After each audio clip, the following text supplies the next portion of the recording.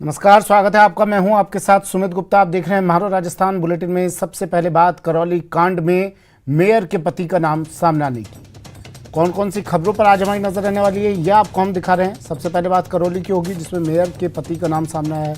फिर बात होगी टेरर मॉड्यूल पर राजस्थान ATS के एक्शन की। साथ ही आपको दिखाएंगे कहाँ रफ्तार करंट काल बन गई। और आखिर में बात होगी लपटों की विनाश लीला की।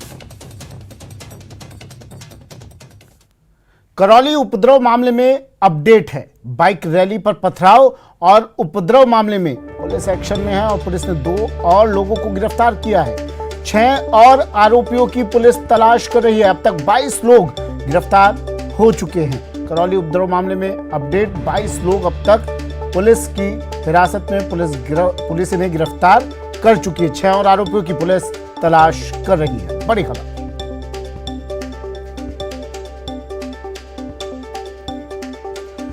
धर्मेंद्र मेरे सहयोगी करौली से हमारे साथ फोन लाइन पर जुड़ गए हैं। धर्मेंद्र, 6 और आरोपियों की पुलिस तलाश कर रही है, लेकिन गिरफ्तारी का सिलसिला भी लगातार जारी।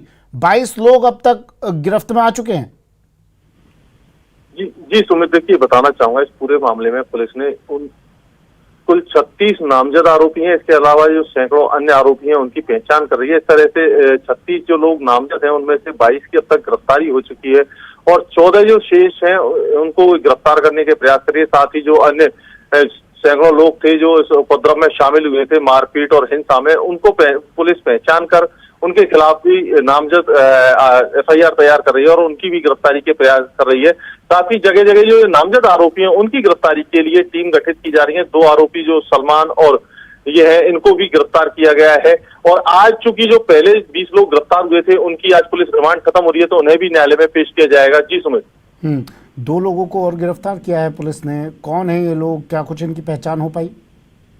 जी बताना चाहूंगा, एक का नाम सलमान है और दूसरे का नाम जो है जियाउद्दीन है। इन दोनों को गिरफ्तार किया है और शेष की तलाश जारी है। जी मेयर सौम्या गुजर के पति का नाम सामने आया और निर्दलीय पार्षद का नाम सामने आया। उन दोनों का अब तक कुछ पता चला?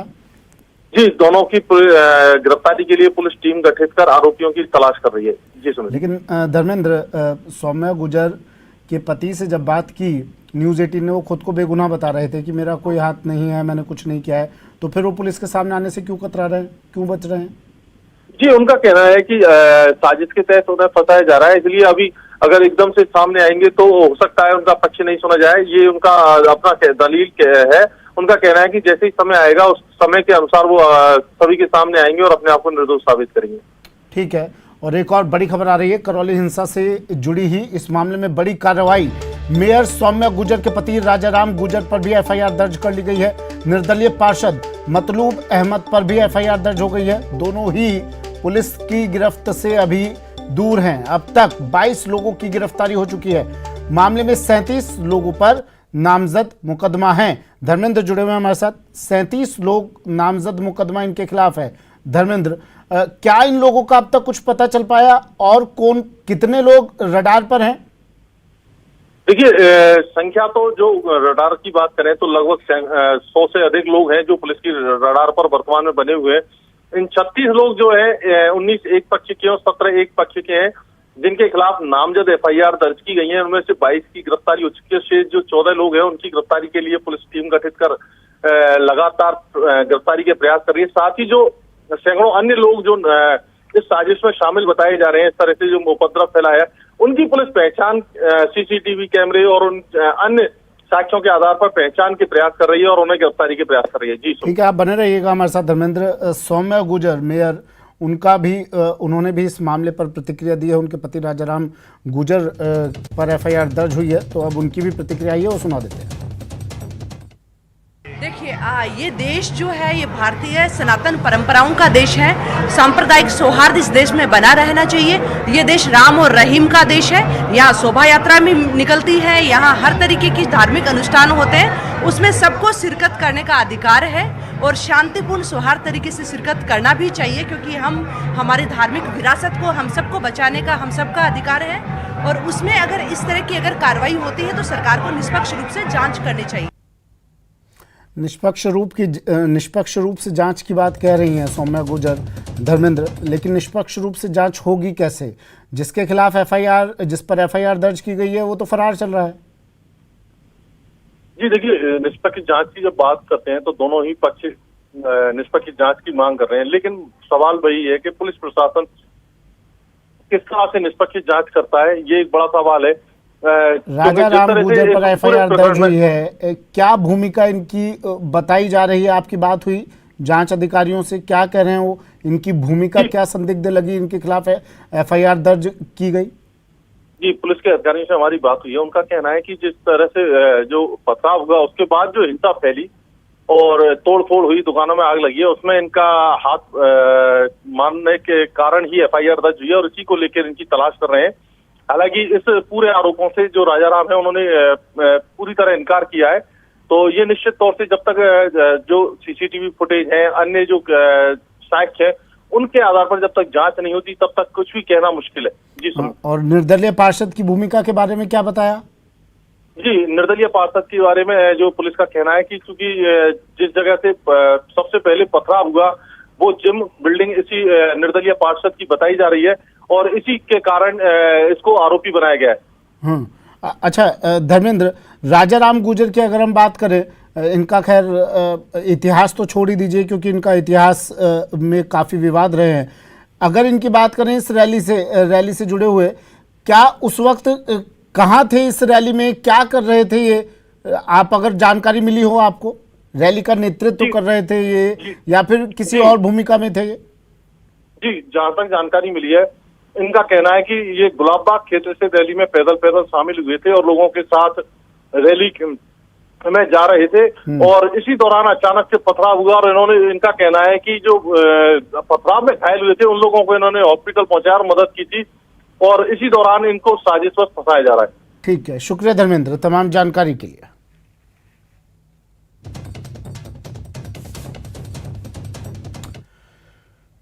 करौली हिंसा पर बीजेपी फिर से हमलावर है। हिंसा में घायल लोगों से आज गुलाब चंद कटारिया मिलने के लिए पहुंचे। उनके साथ बीजेपी विधायक अशोक लाहोटी भी थे। कटारिया ने कहा कि सरकार ने तुष्टीकरण की सारी हदें पार कर दी हैं। पुलिस के फेलियर को छिपाने की कोशिश हो रही है। उन्होंने सभी आरोपियों की तुरंत गिरफ्तारी की मांग की है। कटारिया ने कहा कि मुझे राजस्थान पुलिस पर भरोसा है, सरकार पुलिस को फ्री हैंड दे तो पुलिस सही कार्रवाई करेगी। राजा राम गुर्जर के खिलाफ मामला दर्ज हुआ करौली में, क्या कहेंगे आप? देखो, केस दर्ज होना ये तो होते रहते हैं, जांच के आधार पे पता लगेगा कि दोषी कौन है कौन नहीं। आपको उनमें दोष नजर नहीं आ रहा? देखो, मैं सोचता हूँ कि जो करौली की घटना हुई है वो सरकार की फेल्योर के कारण से।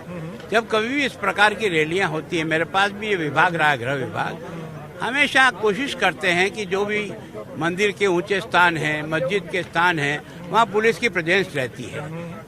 लोगों के मकानों पर भी पुलिस की प्रेजेंस रहती है ताकि कोई भी अनहोनी घटना कहीं से न हो जाए। अब ये तो सुनियोजित षड्यंत्र था और इतनी पत्थरबाजी एक जगह से हुई और अगर प्रशासन बिल्कुल अयोग्य साबित हुआ है तो अब ये दोष और किसी का नहीं, मुख्यमंत्री जी आपके गृह मंत्री होने के कारण से ही हुआ है। करौली हिंसा मामले में कांग्रेस कमेटी की भी रिपोर्ट, कमेटी की ओर से सीएम को रिपोर्ट भेजी जा चुकी है।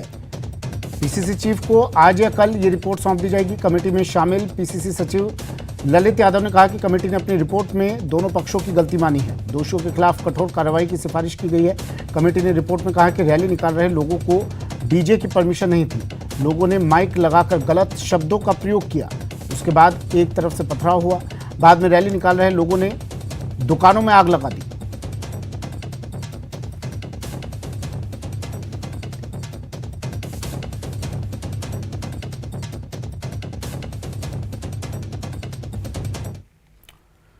और एमपी के रतलाम से बड़ी खबर है। राजस्थान एटीएस पहुंची है। रतलाम पहुंच गई है राजस्थान एटीएस। चित्तौड़गढ़ के निम्बा हेड़ा में विस्फोटक सामग्री मिलने का पूरा मामला, मास्टरमाइंड इमरान और उसके साथियों को लेकर रतलाम पहुंच गई है टीम। इमरान के फार्म हाउस पर एटीएस पहुंची, वहां से संदिग्ध सामान जब्त किया गया। रतलाम से कुल 6 आरोपी अब तक गिरफ्तार किए गए हैं। राजस्थान और मध्य प्रदेश एटीएस अब इस पूरे मामले की जांच कर रही है।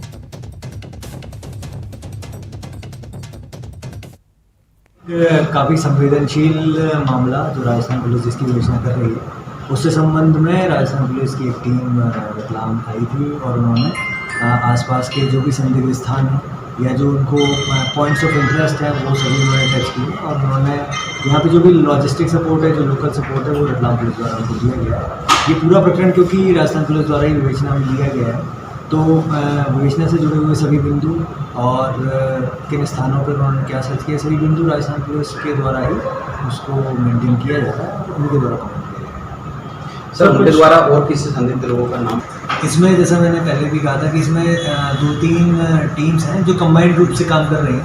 एक राजस्थान पुलिस है, मध्य प्रदेश पुलिस है, दोनों ही स्टेट्स का ATS भी अपने लेवल से अपने अलग अलग बिंदुओं को कवर कर रहा है। यहाँ पर जो रतलाम, क्योंकि इससे सभी आरोपियों के तार जुड़े हुए हैं और एक इनका ऑर्गेनाइजेशन है जो समझ में आ रहा है कि जिसकी शुरुआत यहाँ पे अपने रतलाम में काफ़ी दिनों पहले से, कई सालों से, तो उसका ग्राउंड वर्क हम लोग कर रहे हैं। वक्त एक ब्रेक का है। ब्रेक के बाद बात झालावाड़ में बच्ची की मौत पर हुए बवाल।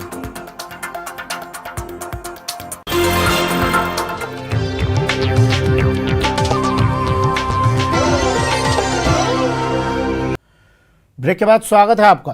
कोटा का बहुचर्चित हिस्ट्री शीटर देवा गुजर हत्याकांड मामले में पुलिस ने लगभग सभी आरोपियों की पहचान कर ली है। पुलिस की टीमों द्वारा मुकुंदरा के जंगलों में सर्च ऑपरेशन चलाया जा रहा है। बता दें कि पुलिस के जवान और अधिकारी अतुल इलाके में जंगली रास्तों में पैदल ही सफर कर आरोपियों की तलाश में जुटे हुए हैं। हत्याकांड के सभी आरोपी चेचट इलाके के ही निवासी हैं और ज्यादातर आरोपियों की पहचान कर ली गई है। फिलहाल पुलिस और RAC के जवानों की टीमें सर्च ऑपरेशन में लगी हुई हैं।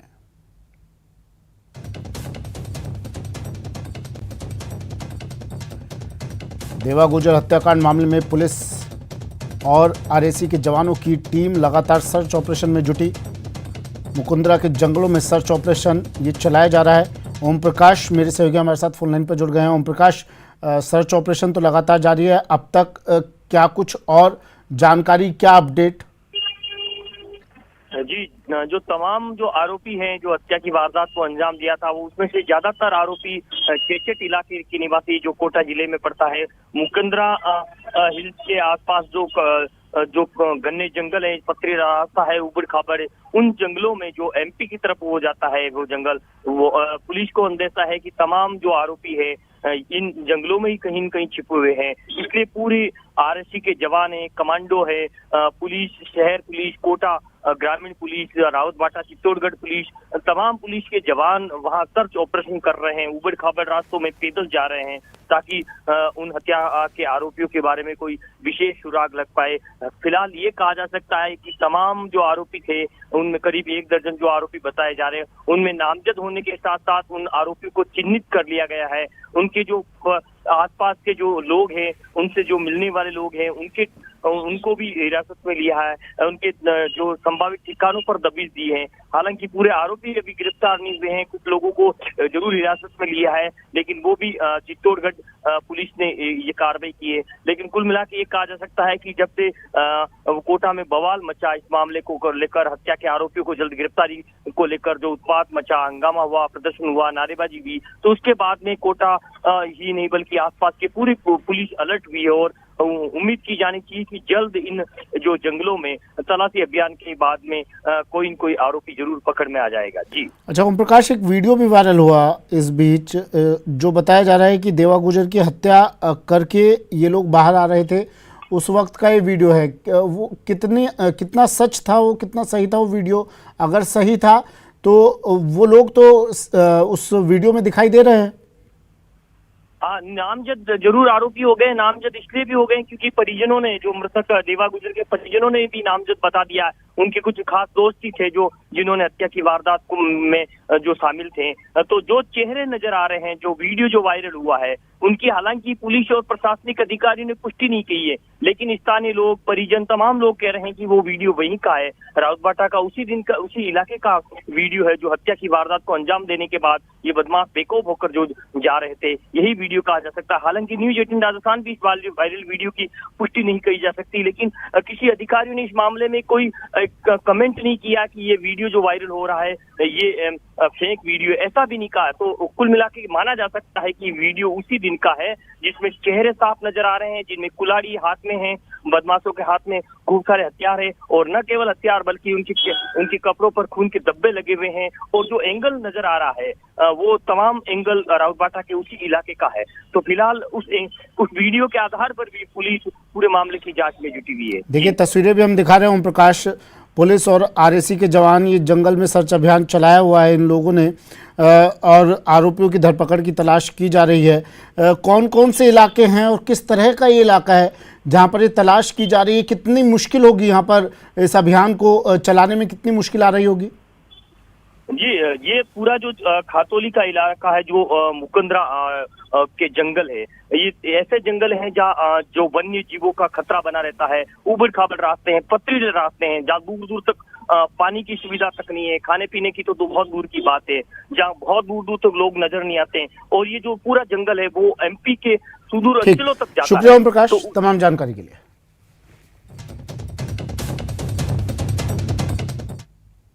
खबर कोटा से है, जहां देवा गुजर हत्याकांड मामले में कोटा के बोराबास में आक्रोशित लोगों को समझाने पहुंचे बीजेपी नेता प्रहलाद गुंजल और कांग्रेस नेता देवा भड़क के बीच में कहासुनी हो गई। समझाइश के दौरान दोनों में तू मैं जैसे हालात बन गए, जिसके बाद देवा भड़क वहां से रवाना हो गए। वहीं दोनों नेताओं के बीच हुई कहासुनी का ये वीडियो अब सोशल मीडिया पर वायरल हो रहा है। लोकल का मतलब जो बात सुबह से बात कर रहे थे कर रहे हैं ना सुबह, तो ये अरे शांति रखो, 5 लाख रुपए वो बातें ना हो। मैं तो लोकल आप अंतर्राष्ट्रीय नेता हो गया, जिस तरीके से बात। उदयपुर की गोवर्धन विलास थाना पुलिस ने झाड़ोल उदयपुर रोड पर खड़ी कार से अवैध रूप से ले जाई जा रही विस्फोटक सामग्री बरामद की है। इसको लेकर 3 आरोपियों को गिरफ्तार किया गया है। उनके कब्जे से डेटोनेटर, छड़ें, गुल्ले आदि बरामद किए गए हैं। तीनों आरोपी विस्फोटक सामग्री अवैध रूप से माकड़देव ले जा रहे थे, जबकि उनके पास इससे संबंधित लाइसेंस नहीं था। एएसपी कुंदन कांवरिया के निर्देशन में गोवर्धन विलास थानाधिकारी पुलिस ने कार्रवाई की।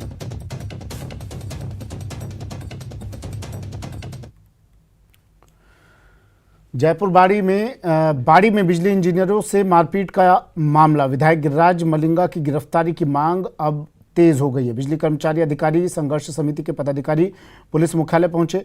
डीजी राजस्थान पुलिस से मुलाकात कर रहे हैं ये लोग, संघर्ष समिति के पदाधिकारी मुलाकात कर रहे हैं। मामले में विधायक मलिंगा को गिरफ्तार करने की ये लोग मांग कर रहे हैं।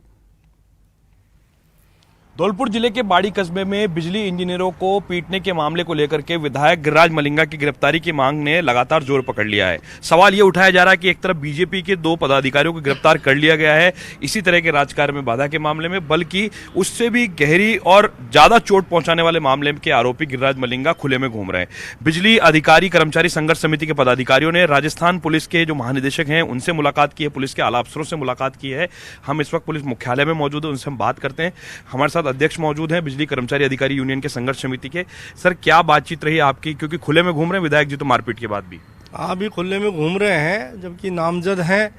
हम लोगों ने आज डीजीपी साहब को ज्ञापन दिया है और उनसे मांग की है कि शीघ्रातिशीघ्र जो है जो मुख्य अभियुक्त है उसको गिरफ्तार किया जाए।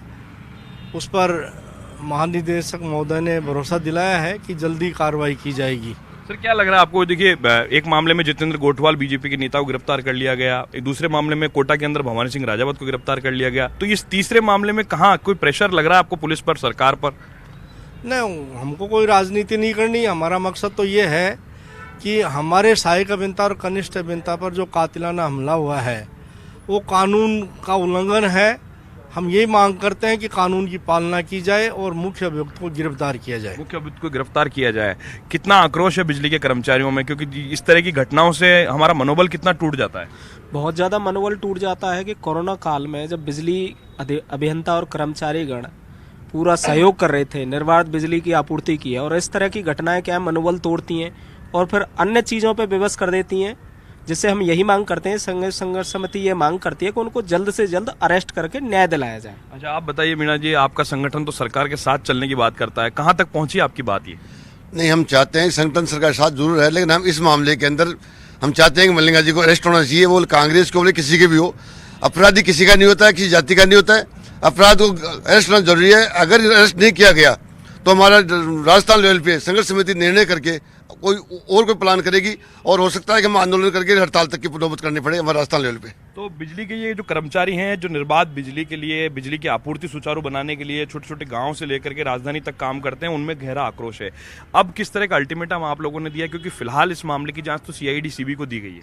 जैसा कि हमारे मुखिया ने बताया है कि डीजीपी साहब से बात हुई है, उन्होंने आज ठोस आश्वासन दिया है। हम भी आंदोलनरत हैं। अभी हम ऊर्जा सचिव से भी मिलेंगे कि भाई इस तरह का हुआ, अभी तक कोई कार्रवाई नहीं हुई है।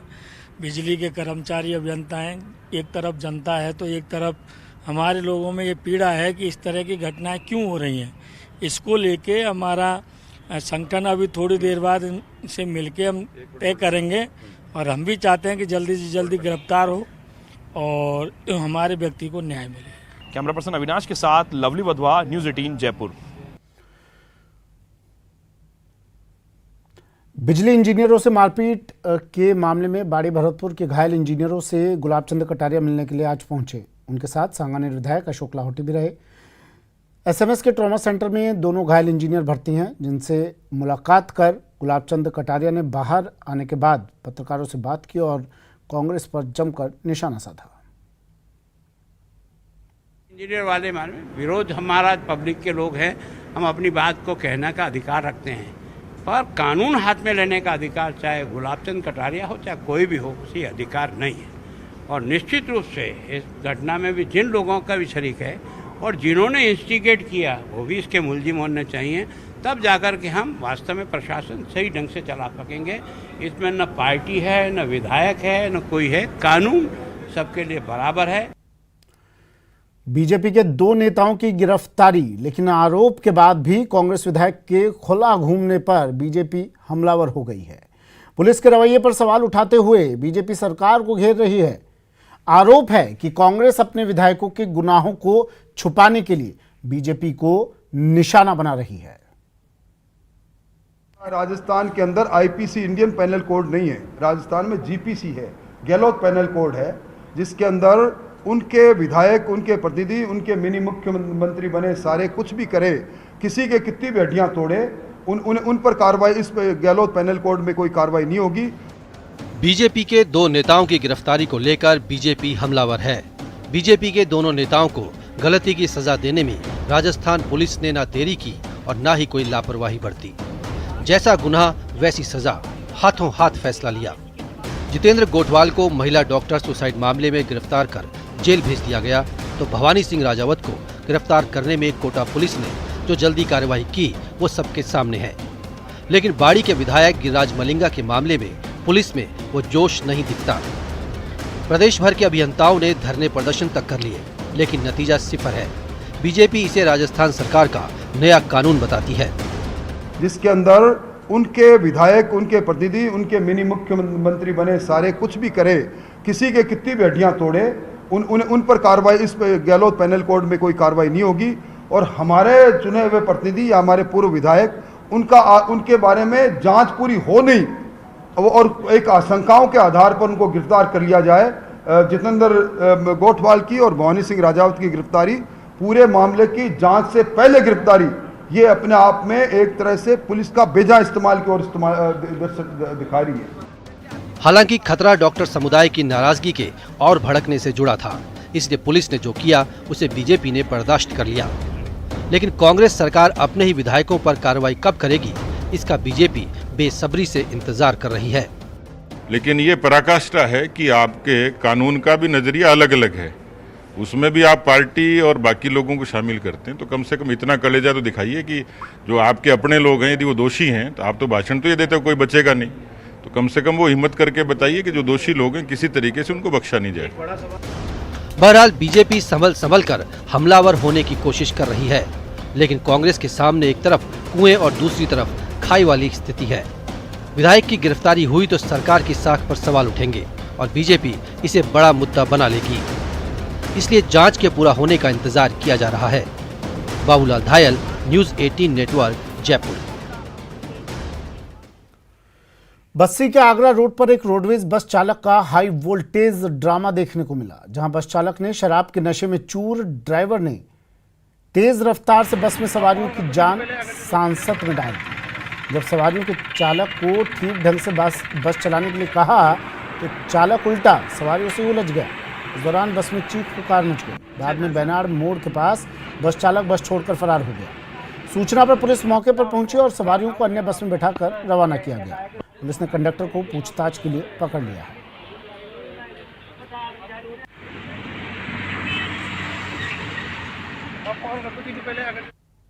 से ड्राइवर लेके चले, ड्रिंक कर रखी, फिर काफ़ी देर उन्होंने प्रयास किया हर जगह पर कि आओ बैठो बैठो, बस खाली है, जबकि बस बिल्कुल खाली नहीं जी। और हर स्टॉपेज पे 10, 5, 15 नहीं, बहुत खाली है, बैठो बहुत खाली है। खूब कह भाई चलो टाइम हो हमारा फुल टाइम है, कभी जाएंगे, बोलो कौन जल्दी जाना, बस रुक दी भाई जगह। फिर मैंने भैया चलो नहीं चलो, फिर चलेंगे भाई और हम अपनी इच्छा चलेंगे। मैंने चलो भैया चल दिए, फिर चलाई इतनी स्पीड में चलाई वहाँ से भयंकर।